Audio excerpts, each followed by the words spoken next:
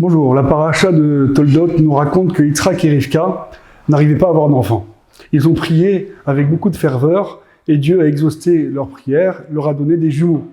Ils ont eu Esav et Yaakov. Esav a grandi, est devenu l'homme des champs, l'homme qui est attiré par les futilités, par la débauche, alors que Yaakov, c'est l'homme des tentes, l'homme qui aime l'étude, la réflexion, la méditation.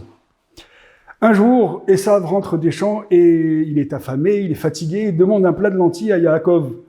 Yaakov accepte de le lui donner, mais en échange de son droit d'aînesse. Et Esav accepte de lui donner son droit d'aînesse.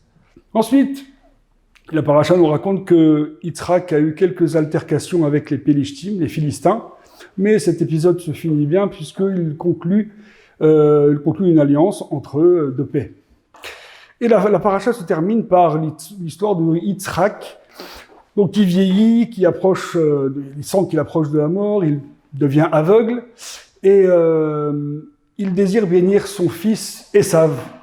Alors il l'appelle, lui demande d'aller lui préparer un bon plat, en échange de quoi il lui donnera ses bénédictions. Et Rivka entend cela, elle n'est pas d'accord, elle appelle Yaakov et demande à son fils Yaakov de prendre lui-même les bénédictions, donc de préparer à Yitzhak un bon plat, et de se déguiser en Esav, son frère, c'est-à-dire de mettre ses vêtements pour que lorsque son père le touchera, puisqu'il est aveugle, il pensera que c'est Esav. Yaakov s'exécute. Il va voir son père hésite puisqu'il reconnaît sa voix, mais il le bénit quand même. Quelques temps après, Esav rentre. Il comprend qu'il a été dupé, qu'il a été usurpé. Il est furieux, tellement furieux qu'il décide de tuer son frère. Suite à quoi, ses parents, donc Yitzhak et Rivka, ordonnent à Yaakov de s'enfuir chez son oncle Lavan à Haran.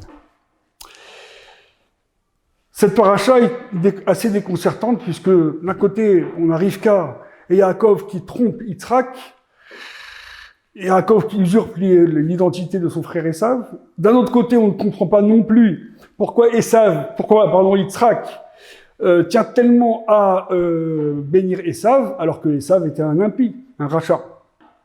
Le Or HaChaim répond à cette question en disant que Yitzhak, en fait, il voulait bénir Esav et pensait qu'en le bénissant, il allait un peu lui apporter beaucoup plus de spiritualité, allait élever son niveau de vie spirituel et ainsi rapprocher Esav vers le droit chemin.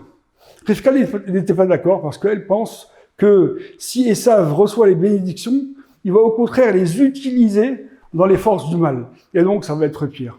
C'est pourquoi on peut retrouver ce dilemme, cette question dans l'éducation des enfants. Lorsqu'un enfant se détourne du droit chemin, faut-il l'entourer, l'encourager pour espérer le rapprocher, ou bien ne pas prendre le risque de le conforter dans son choix et dans ses idées? Shabbat Shalom.